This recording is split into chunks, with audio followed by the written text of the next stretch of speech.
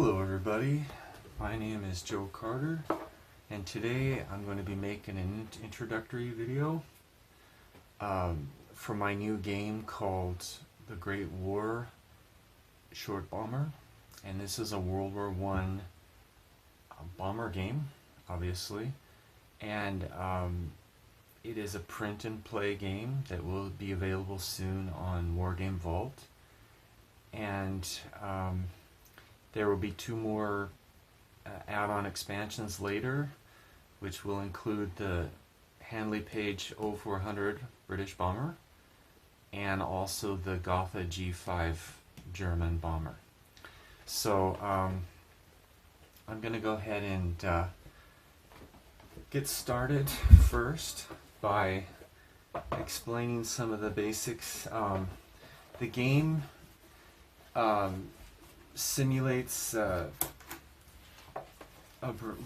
Royal Navy Air Service Squadron number 7 based in what is now called Dunkirk in France. And basically you're going to fly nightly bombing missions against German targets in occupied Belgium. This red line here is the Western Front line. So any land on the west side is considered French territory, and on the right side, on the east side, is considered German-controlled territory, enemy territory. So this is a tables-based game, like all of my other game designs, and let's see. So basically, you fly nightly missions, solo bombing missions against, like I said, against different types of targets. And the game dates cover November 1st, 1916. That's the first mission. That's when it starts. And then the final mission, the last and the latest mission, would be April 1st, 1917.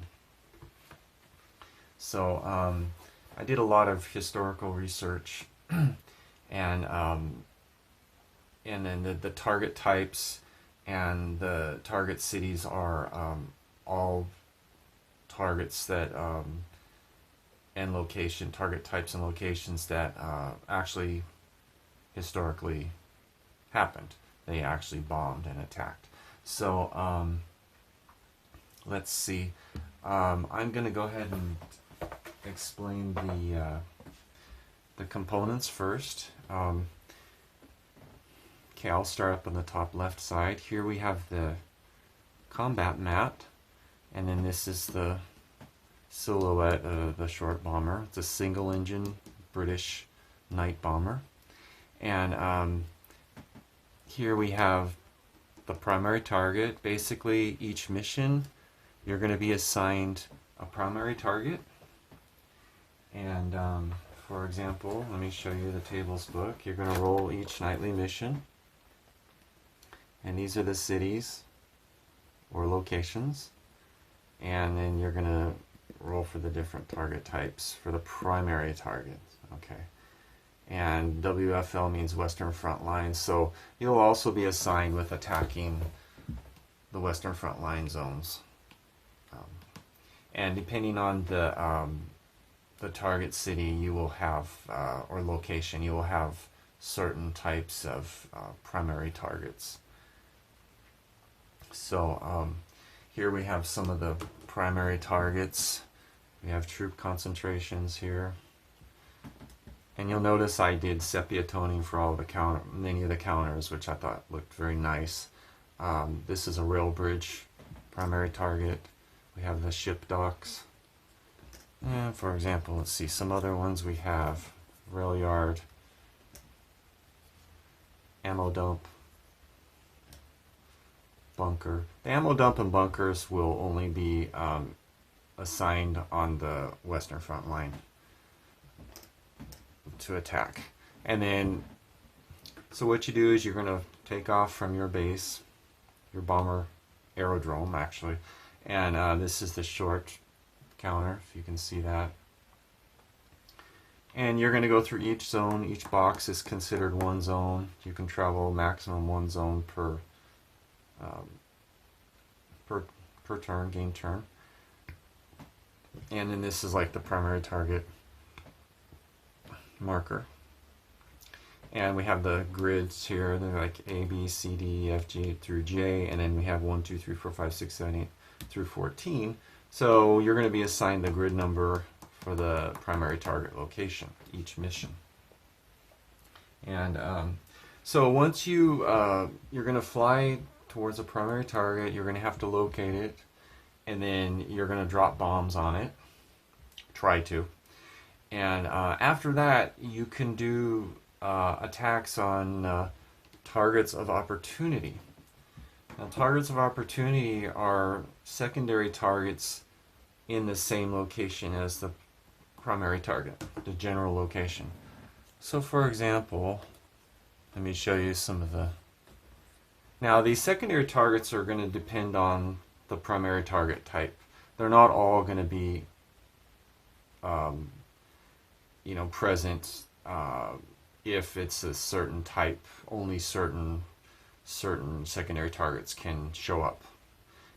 For example, artillery. Now artillery would be only present on the western front line.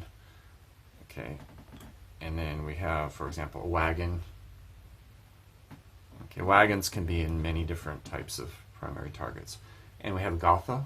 Now, a Gotha bomber, a German bomber, would only be present at the aerodrome, German aerodrome primary target.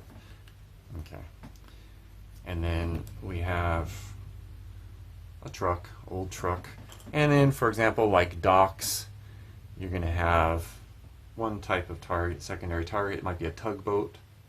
Okay, and we have AA guns, we have searchlights here. Okay, and machine guns. This is a machine gun team, German machine gun team.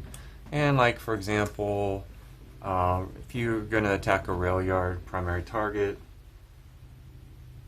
secondary targets might be a locomotive and a boxcar and maybe an oil car. Okay, so there's a variety of different types of primary and secondary targets.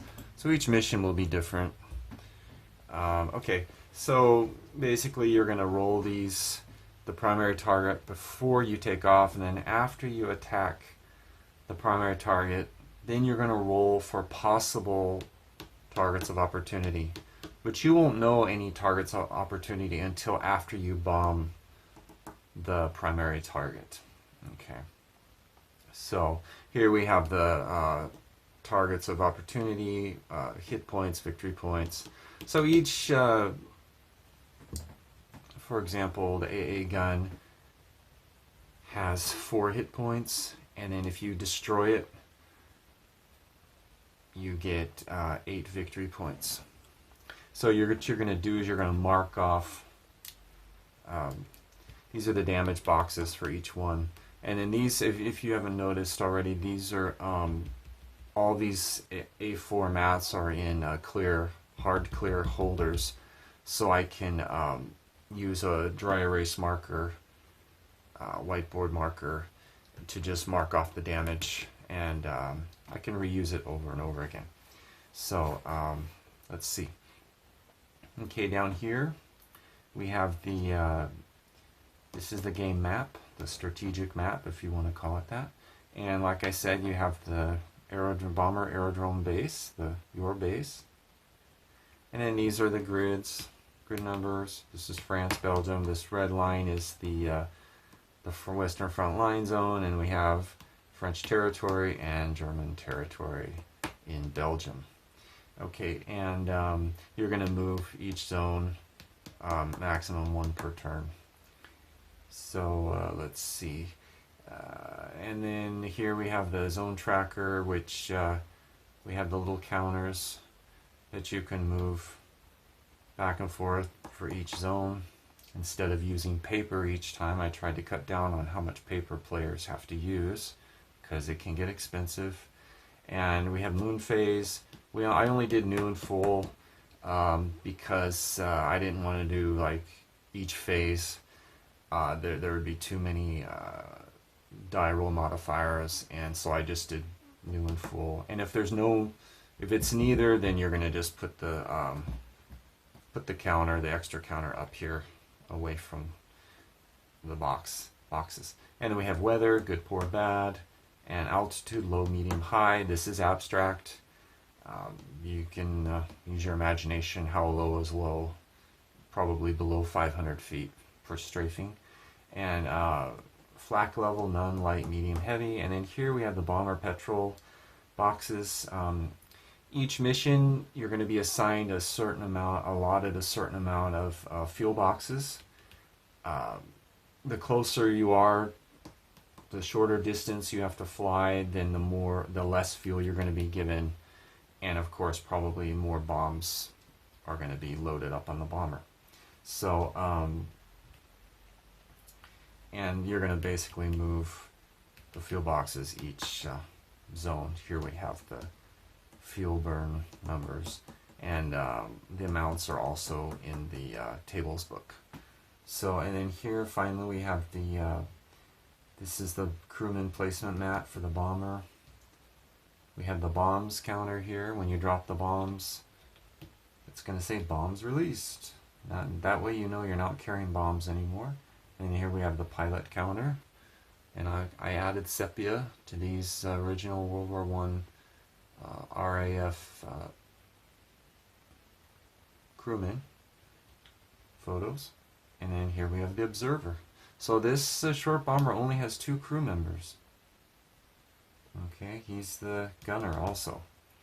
So okay, let me go over here. This is also in a hard clear holder that I can use a whiteboard dry erase marker on. This is the bomber damage log, and we have the different sections of the bomber, and you're going to keep track of how much damage is sustained in these little boxes here, like fuselage, observer seat, pilot seat, tail, wings left, that's top and bottom wings. We have canvas, the main spars, struts, ailerons. So there's all different types of damage. We have the right wings, we have superficial damage, and we have the gun ammunition for the observer machine gun. Every attack you make, you can make 1 attack per combat round, and you mark off 1 box per attack, maximum 1 attack. Okay, and then here we have targets of opportunity, enemy kills. You can just mark off how many enemy kills you have for that mission until you land, so you don't forget. Okay, now we're going to go ahead and I'm going to do a 1 mission. Let's see, is there anything else? We have the variety of counters here. We have our metals counters. We have wing ice. Like if you encounter icing on the wings, you're going to put these on there, on the wings, and then you're going to have to drop down to low altitude for the remainder of the mission. Plus, it's going to burn 1 extra fuel box per zone. Okay, we have a searchlights counter. If you get locked, searchlights lock onto you, the flak has a greater chance of hitting you. So if it's locked onto you, this is just a reminder. You can put it here, and then yes, the searchlights are on the bomber. So here we have oil leaks. If you have an engine oil leak, you can just maybe put it here as a reminder. Many of these counters are just reminders. Okay, and then we have the metals boxes. We have the random events boxes. For example, Lost, Sharpshooter, Pathfinder. There's a variety of different high pressure system, weather system, storm system. So there's a variety of random events that might occur. They're not going to happen that often. So, okay, let's see. I believe that's everything. Okay, I've been playing, oh, okay, let me show you these sheets here. This is you're going to use 2 sheets per, during the game. Probably you might use 2 of these campaign log sheets. So this is your crewman sheet. You're going to write in the names of the crewmen here. And the OP, O for observer, P is for pilot. You can just check them off. And then this is their start end dates. These are their skills. The pilot can have certain skills. You earn. You can start out the game with up to 30 bonus points. Bonus points you can purchase skill points, and bonus points can be earned by damaging or destroying the primary target when you bomb it. You can't strafe the primary target, you can only bomb it. Okay. And then anyway, you have different types of skills. We have evasion, gunnery, navigation, pickle barrel for bombing. That's only the observer. And piloting. Yeah, observers up here. And piloting. So only certain skills are only available to each crewman. Okay. And then here we have machine gun kills. Okay, I'm on my first campaign. Not my first one, but this is my second campaign game. And these are my missions. We have the mission number. I'm on mission number 5. And we have the mission dates. We have the primary target, zone number. This is an older paper log sheet. I updated it. It shows the city name and everything. So we have secondary target enemy kills. You can write down enemy kills here. I changed this. And VPs for the mission that are earned. And then total VPs, you add those together from the previous total. And then here, mission results, primary target damaged. You have the percentage. And the higher percentage damage, the more victory points and bonus points you earn. And bonus points can be used again to purchase crewman skills. And then we have mission successful, yes, no. For the mission to be successful, you need to damage the primary target. Even if it's 15%, it's still considered a successful mission. So I'm on mission number 5, so we'll go ahead and get started. This will be a short mission. It's the primary target is Middelkerk, and it's an Agatha aerodrome. And the date is November 24th, 1916. And we are going to take off. Let's see. Okay, yeah, I only have 2 bonus points. I've already assigned a lot of my bonus points. Okay, we're going to go ahead and take off.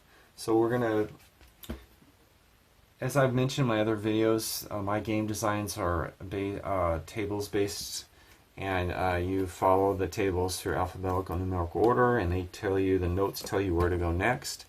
There is no regular rule book because most of the rules are integrated into the game in the notes. So you don't have to memorize very much. Most of the rules, probably about 95% of the rules, are in the tables.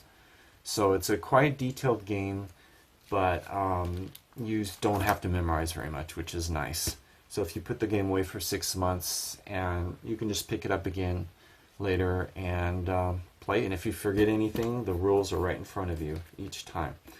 So we roll for Middelkerk, and the primary target is the Agatha aerodrome. So we're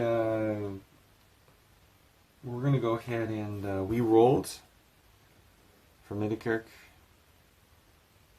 C3. Here it shows the map zone number.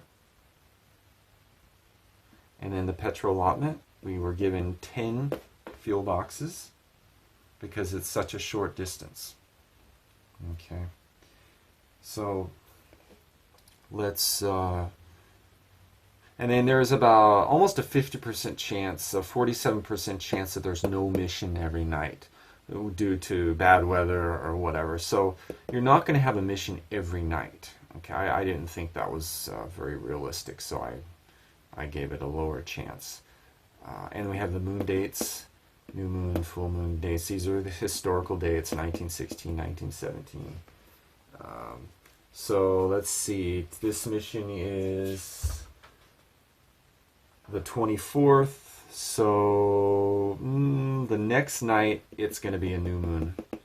And then the moons, new and full, will affect the modifiers, the DRMs on certain tables, whether it's lighter or darker because of new or full moon. And so what we're going to go ahead and take off, we're going to go to table B1. We're going to roll for weather. Now, this, because there's such short distances, you only roll for weather one time. The weather is not going to change. You're not going to roll for weather each zone. The only time the weather might change is if you encounter, you have a random event occur, and the weather becomes high pressure, low pressure, or bad weather system. So that's the only time the weather might change during the mission, but it won't happen very often. So, okay, we're going to go ahead and roll for weather, just one time only. Okay, we rolled a 7. That is, I have all these memorized. I don't even really need the table, but I want to show you the tables. It's poor weather. Here we go. Yeah, 7 is poor weather. So it tells us to go to table B2. We're going to roll for takeoff. Now there's a slight chance of engine malfunction, but not very much during takeoff. Okay, okay, rolled an 18, no malfunction. Okay, the bomber's now in the air, and we're going to go to C1, mission zones. We're going to move the bomber into the next zone. Now you can go whatever direction you want, but usually you're going to want to go to the shortest path to not burn up too much fuel. You're going to have a little bit extra fuel, but not a lot. Now, if your tanks get hit by flak, your petrol tanks, or petrol tank, you're going to lose extra fuel each zone. So it's usually best to travel in a straight line. Now, sometimes like here, you're going to have your primary target's going to be down here along the Western Front line. You can travel on the French side to avoid flak. Okay? You don't roll for flak when you're on the French side of the line. So it's always a good idea to stay on the French side, if you can, if it's on the Western Front line. But if it's like way over here in Belgium or occupied France, you're going to have to make a direct line. Okay. Okay, let's go ahead and move into the next zone. I'm going to choose to go this way. You can go diagonal like this, okay, or you can go like this. Either's okay. I'm gonna go like this, because if I go like, yeah, I can go either way actually. I'll go like this. I'm gonna avoid this Western Front line. Now, when you're flying over the Western Front line, there's a much greater chance of a random flak of them opening up on your bomber. So I try to avoid the Western Front line unless it's necessary to cross it just one time. So we're still in France. So we're going to go to a random event or engine failure. There's only a 3% chance. Okay, roll a 36, 1 to 100, nothing. So we're going to go to wing icing. Now, this says skip if good weather, skip if March, skip if wing ice already present. Now, we have poor weather, so we're going to roll for wing icing. Now, if you're at high altitude, you're going to have a +3 modifier. So, I guess I didn't choose my altitude. Okay, yeah, we're going to do medium. I usually fly at medium altitude in poor weather. So we're at medium altitude. And we're going to have to roll for icing. Okay, we rolled 15, so no icing. We're not going to go to high altitude. Now, you're safer from flak at high altitude, but when it's poor weather, there's an increased chance of wing icing. And if your bomber gets wing icing, you have to immediately drop your bombs, jettison your bombs, and drop down to low altitude for the rest of the mission. And then you're going to have a greater chance of crashing when you land because of the extra weight. And also, you're going to burn one extra fuel box. So you want to avoid icing if possible by staying at medium or low altitude if it's poor weather. Okay, and no icing, so we're not going to roll for random flak. So we're going to skip the rest. We're going to skip these three. These are the random flak tables. We're over France, so obviously, I guess we could do, having the French accidentally misidentify us, but we're not going to do. I didn't add that to the game. So we're going to roll for navigation check. You have to roll for navigation each turn. It is nighttime, so it's a little harder. Okay, I rolled an 8. We have a -1 modifier if 5 navigation skill points. So our observer does have 5 navigation skill points. So we have a 7. But all these different modifiers. But eventually, very quickly, you'll remember these modifiers if you play the game enough. It's not that difficult. Don't be intimidated by all these tables because it's very easy to learn. And we have poor weather, so we have a +1. So we still have on course. So for on course, we're going to burn 2 fuel boxes. See, bombs on board. So we're going to do -2, 1, 2. And we're done with that turn. Now we're going to move this out of the way. Now we are entering. Let's put it up here. I don't want to get confused and think that. Okay. We are now entering the primary target zone. We are over the front. So we're going to have to go back to table C2. All right, we did C1, but you don't need to really read this. On table C1 is the only time you can change altitude when you're traveling into the new zone, unless after you bomb the primary target, you can switch altitudes each combat round during strafing runs against targets of opportunity. Then you can change altitude. But you need to choose your altitude when you first enter the new zone, okay? Usually. So we're gonna stay. We have poor weather. We're gonna go low. Now, okay, yeah, I don't know. We'll stay at medium because we're over the front, the western front, and they're gonna shoot at us for sure. Okay, we're gonna roll for random. Okay, no random event. Okay, we'll roll for wing icing again. No icing. And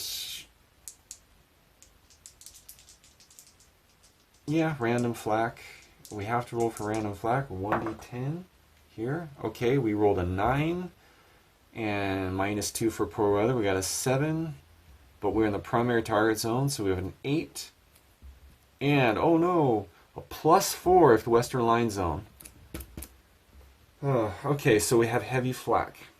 They're opening up on us because, of course, there's a lot of flak. There are a lot of flak guns along the western front line. Okay, so we're going to go ahead and go to the searchlight check. C6. Okay, searchlights. No searchlights, thankfully. We're going to go ahead and roll for C7 flak to hit the bomber. We're going to roll for the heavy flak. We're only going to roll 1 time. If the searchlights are on the bomber, you're going to roll 2 times. Oh, okay, I rolled an 8. Okay, that's not good. We took 5 flak hits. So we're going to go ahead and go to roll for damage. We're going to flip back to table bomber damage table G. And these are the different sections of the bomber. They correspond with these sections on the damage map. Okay. And we're going to roll 5 times. Okay, we rolled a 12. This is a location hit. Left wing. We're going to go over to the G5. Roll 1 time. We rolled a 15. A wing strut was hit. And we're going to pull out our 1d6. Our d6 die. Okay, we rolled a 6. So the 6 is the strut number. Each wing, let me show you here. Each wing set of wings had 6 struts. 1, 2, 3, 4, 5, 6. So these are numbered. 1, 2, 3, 4, 5, 6. Left side. 1, 2, 3, 4, 5, 6. Right side. So we suffered, what was it, left wing? Yeah, left wing number 6 was damaged. So we're going to mark off left strut number 6. Now, if you lose 4 wing struts, the wing comes off on one side. If you lose 4 on one side, the wing comes off, and then you're dead. Remember, there are no parachutes, so you go down with the bomber no matter what. Okay, we got the left wing strut number 6. We mark off number 6 box. Okay, that was only the first hit. We're going to roll again. I'm going to try to keep this video at about 45 minutes, 50 minutes if I can. We're going to roll again on table G1 for our second hit, 6. Okay, good. That's superficial, so we're going to mark off the superficial box on the sheet. Hit number 3 is 13. Okay, the left wing was hit, and we had superficial, thankfully. Okay, number 4. 16 is... I just lost my dice. Just a second. Okay. 16 is... This is number 4. Right wing. 9. Okay, canvas was hit. We're going to roll for top or bottom wing. Okay, the top right wing suffered 1 canvas hit. So we're going to mark off the canvas hit. Now for every 3 canvas hits, you're going to have a -1 modifier for landing. Okay, so top right. Okay, there we go. 1 wing, upper wing canvas hit. Okay. And if you sustain maximum canvas hits on 1 wing, you crash. It's like huge holes in your wing. It's not like little tiny bullet holes. These are like massive, massive damage. It's like a flak hit. It's like ripped out a huge chunk of canvas. Okay, and then we got number 5. We got 9 is fuselage was hit. Let's hope the engine isn't hit. Okay, superficial. Good. Okay. Okay, that's it for flak. Now we're going to go ahead and go to... go ahead and flip back. You won't even... Soon you won't even need to... after you play this a few times, you won't need to even check the directions of where to go next. You'll just know where everything is and then the order of play. So it's very easy. There is a little bit of page flipping, but it couldn't be avoided because of the style of a tables-based game. But I figure having everything in order is better than having a bunch of cards, which some games do, which I really don't like. Having to shuffle cards with charts on them is very annoying. So everything's always in the proper order. You can just flip back and forth. And so let me go ahead and go back to, okay, flak to hit bomber. Okay. Okay, we finished that. So we're going to go ahead and go to primary target zone. Now we're still at the same altitude. We chose our altitude. It's not like the flak is going to, you roll for the flak and it's, okay, I'm going to change target. I'm going to change altitude. The flak is just going to open up on you. It's not like you're going to have a chance to suddenly, you know, I guess you could dive, but these bombers would climb very, very slowly. So you can't change altitude until after you drop your bombs.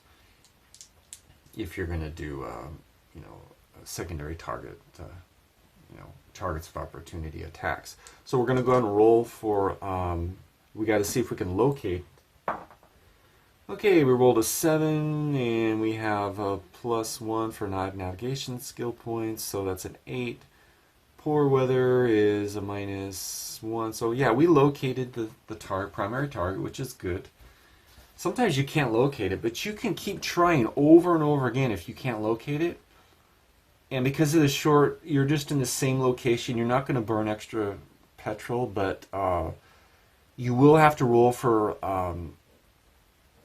you'll have to roll for the searchlight, random flak searchlight check, and the random flak each time if you're searching for the primary location. So that's not good. I'm in the primary target. Okay, so we're going to go ahead and we located it. We're going to go to D2, flak over the target. Oh no, we rolled an 8, and we got a -2 for poor weather, so a 6. But it's on the western front line, so it's a double, so a 10. So we have heavy flak again. Now remember that we rolled for random flak before we located the primary target. Now this is the flak around the primary target itself before we locate it. So it's two different types, locations of flak. Okay. Okay, we're going to go ahead and roll for searchlight check. Oh, we rolled a 3, no searchlights. Okay, we're going to go to D4. Now you'll notice usually you're going to go through alphabetical numerical order. You will do some page flipping back and forth, like if the bomber suffers damage, you're going to flip back to the damage section and then flip back again to.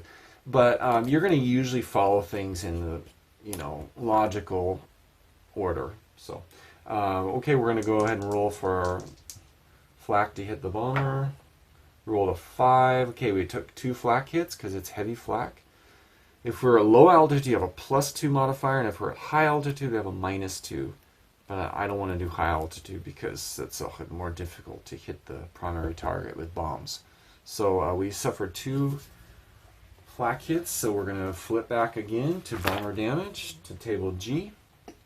And we're going to roll for our first hit, 11. Okay, left wing, 8. Is the canvas got hit again. Let's see which wing was hit, the upper or lower left wing. Okay, the upper left wing canvas was hit, so we're going to mark it on our sheet here. That's our second upper left hit, but we can take 8. We can sustain 8 before the bomber crashes. Okay, we're going to go ahead and roll in again, and a 5 is superficial. Good. Okay. And then we're going to go ahead and roll. We rolled again, so 13. 14 is left wing again. The flak hit. Okay, rolled a 5. Oh, good. Okay, superficial. Thank God. Okay. Okay, now we flew through the flak. There were no searchlights locked on the bomber, fixed on the bomber, so that's good. Now we're going to go ahead and flip back again to D5, bomb release on the primary target. We're at medium altitude, we have poor weather, but we have the +1 pickle barrel skill point modifier, so we have a +5, and then okay, we're at medium altitude. So we're going to have a -1 modifier for poor weather. So we're going to have a +4 modifier. We're going to roll a 1d10. Rolled an 8. Okay. It was on target. +4, so it's a 12, 10 plus. So the bomb's hit. Now we're going to go to D6 to see how the bombing accuracy, how much damage the Gotha airfield sustained, or aerodrome sustained. Okay, we're going to roll 1d10. Okay, we have +5 pickle barrel points, so we rolled a 7. Okay, maybe we destroyed a hangar. I'm sure the entire aerodrome was not destroyed, but this is abstract. So primary target was hit badly, so we're going to say it's 100% damaged for our bombs. And we're going to go ahead and mark that down. That's great. Okay. We're going to mark it here on our campaign log sheet. Okay, we're going to mark 100%, which is really good. And mission is successful. Now we're going to go ahead and we're going to search around. We're going to look around for some... this is very risky because we're not going to roll for flak again, the flak level. I forgot to change. Okay, we're at heavy flak. We're not going to roll for flak again because this is around the primary target. So we are going to search for some targets of opportunity. It's very risky because this is heavy flak. It's pretty much suicidal.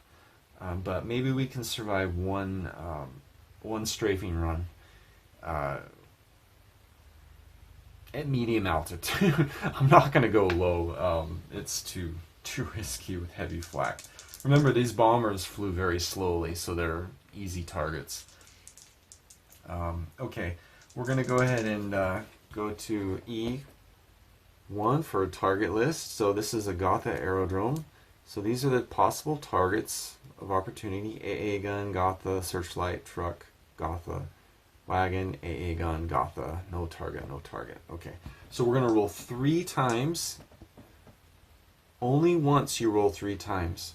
You don't keep rolling for new targets of opportunity. You only do it once per mission. Okay, so we're going to go ahead and we rolled a 7 and a 9. Okay, so we have a 9 is no target, so we have a 7 is an AA gun.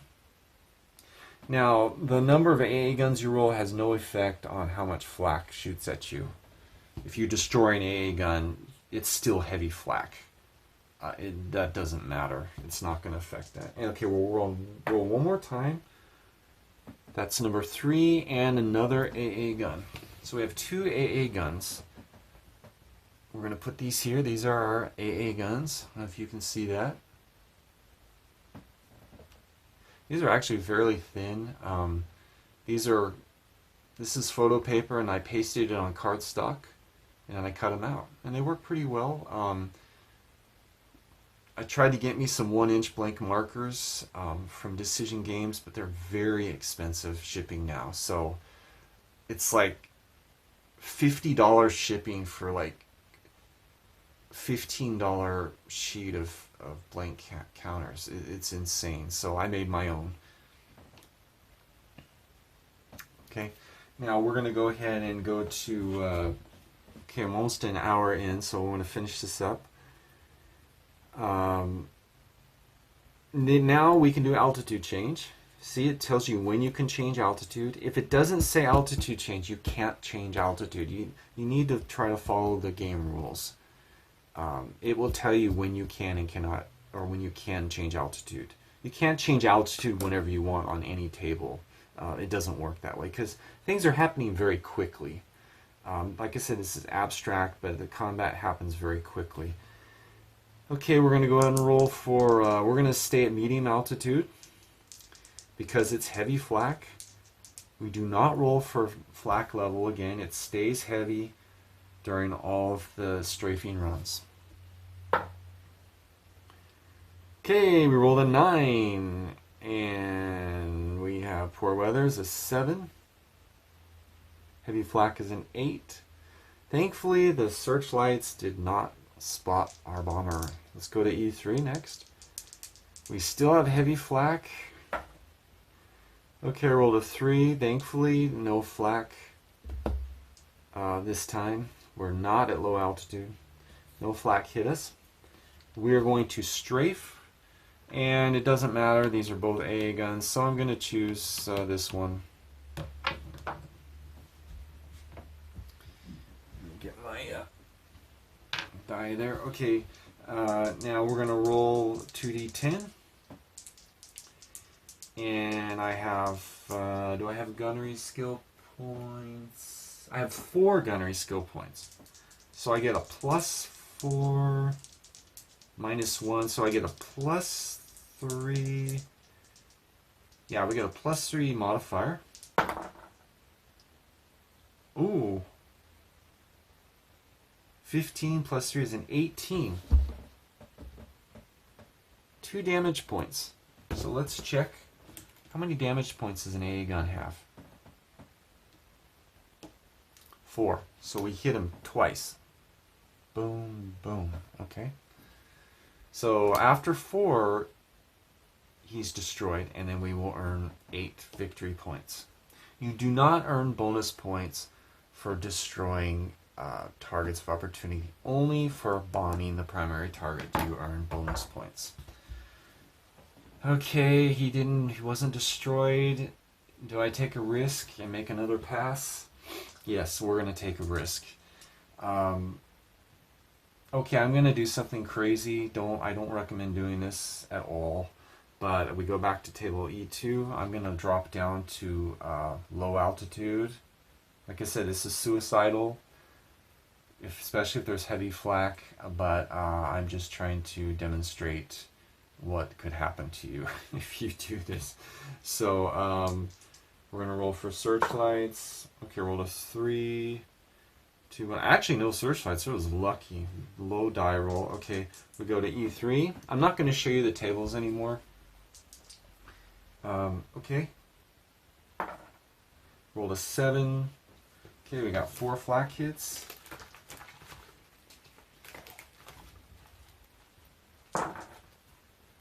$17.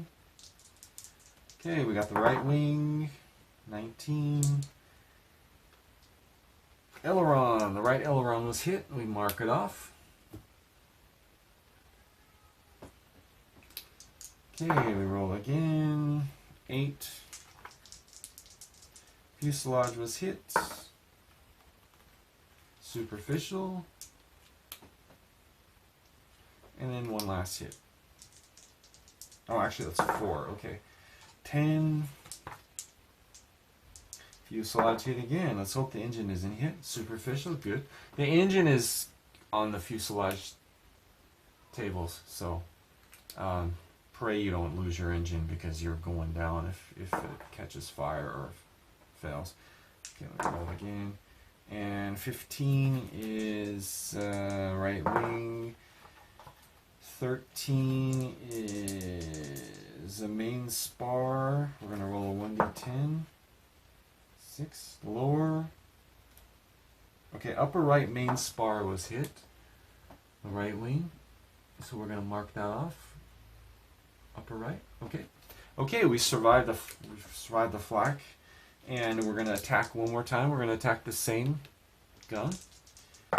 And we rolled an 8. Unfortunately, I think we missed the strafing run. This is our second strafing run. 8. I think I missed. Plus, we got a +5, 13. No, yeah, okay. We got 1 damage. We did hit him. And unfortunately, he's not destroyed. He can take 4 hits before he's destroyed. So I'm not going to risk another run. You can really push your luck and see how much damage the bomber can take. But remember, if the control surfaces or canvas are all shot up, you're going to have a difficult time landing. You might die and wreck the bomber and die when you crash land. So always keep that in mind. We're going to turn around. We're going to get out of here. Okay, we're we're going to go ahead and go back to table C1. We're going to move into the next zone. Okay, we are over France. French-controlled territory. Oh, it's actually still Belgium, but it is French-controlled territory. We're going to roll for a random event. Nothing. We're going to roll for icing. Nothing. Okay, we're going to roll for navigation. We're off course, unfortunately, so we're going to make -2. Oh, I forgot to remove this. When you drop the bombs, you remove that. And we used a -2 because we get an extra -1 fuel box if we're off course, navigation. And, okay, we are now in the bomber aerodrome box. Okay, no random event. Icing, nothing. Actually, we should be at medium altitude, but that's okay. It doesn't really make a difference because we're over French territory. And we're going to roll for navigation. Okay, we found the base. That's good. And then we do a -1 because we have no bombs anymore. So it's a lighter bomber. And we're going to go ahead and go back to table L or I1 for landing. Okay, we got all these modifiers, but we're not going to use most of them. Let's see, do we have control service? How much canvas damage did we suffer? Okay, we only suffered 2, so no modifier there. No control. Oh, we did have 1 aileron hit, so that's a -1. And then poor weather, we have a -1, so it's a -2. But we have 5 piloting skill points. So we get a +3 modifier for landing.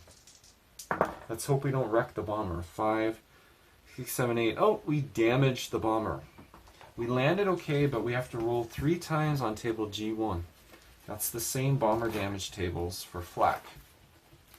You can damage the bomber and maybe not wreck it, but if you have a hard landing or the wings hit or something.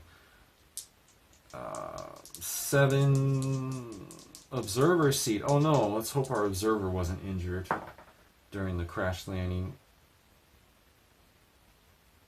Superficial, good. Okay.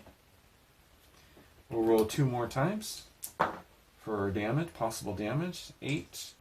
Fuselage was damaged. 6. Okay, superficial damage to the fuselage. Very minor. 1 more. 14 is left wing, and 19 is left aileron hit. Oh, okay, so our left and right ailerons were damaged. Okay, the bomber is safely on the ground. It wasn't totaled, it wasn't wrecked. Just a little bit damaged, a little bit of rough landing, but we're okay. And the mission is complete. Let's put this back here. The mission is done. We did not kill any targets of opportunity, but we did have 100% damage on the primary target aerodrome, the Gotha aerodrome. So that's good. It was a successful mission, which is great. So we get 100 victory points. We're going to write in 100. Then we're going to add that to the total victory points. So we're going to have 318 total. And then we earned 5 bonus points. Let me show you here. I'm doing all this by memory. Once you play it a few times, you can do a lot of this game by memory. Okay, here's the return to base victory points awarded. Lost this mission. We had 100% damage, so we get 100 victory points, plus we earn 5 victory points. If the bomber is wrecked or lost, you're going to have a -150. Okay, now we're going to go to the repair. Damage repair time. Our cats are out of control. They're making a lot of noise in there. These are the different damage components and the times that take. If you hit 100 points, that's 1 day's worth of repairs. So let's go ahead and add up the damage. Okay, an aileron is... okay, this is, well, it's just very quickly, I'm running out of time here. Say 25, 50, 75, canvas is 25. These are all 25 each, 25, 50, 75. Strut, I believe, is 50. Yeah, 125, 150 for the aileron. Main wing spar is a lot of work to fix, so that's 1 day. So 225, so and then these are 25, 225, 250, 75, 350, 450. So that's 4 days worth of repairs. The bomber was a little bit damaged, but we survived, and it needs to be patched up and repaired. Especially the main wing spar was damaged, and it has to be taken apart and fixed. 4 days, and that's it. The mission was successful. That was mission number 5. We have to complete 30 missions, successful missions, to complete our tour. And I'm going to end the video here. Thank you for watching. I hope you enjoyed it. This game, like I said, this game's going to be released very soon on Wargame Vault as print and play. And it plays very quickly. Most missions can be completed in about 20 minutes, depending on the distance to the primary target. And there are no parachutes, so if your bomber catches fire at high altitude, you're dead. You can jump out with no parachute, but you're gonna die. So let's see. This is anything else that I'm missing. There are not so many counters to prepare compared to some of my other game designs. You can do them all in a couple hours probably, especially if you use blanks. These are blank from Decision Games. These are 5/8 inch blanks, and these, like I said, these larger ones are just printed out on photo paper, and then I pasted it to the cardstock, and then just cut them out after that. So it's very easy. So I think that's all for today, and I hope you enjoyed the video. There will be 2 more bomber expansions. Like I said, the British 0400, the Handley Page 0400 bomber, the twin engine bomber, and that's also a night bomber, and it will use the same map and everything. There will be separate mats for these, its own bomber mats, and of course its own damage log. And then there will also be the Gotha 5 night bomber. That's a German bomber, twin engine bomber, and that will be a campaign, a bombing campaign against London. So, well, that's all for today. Thank you for watching.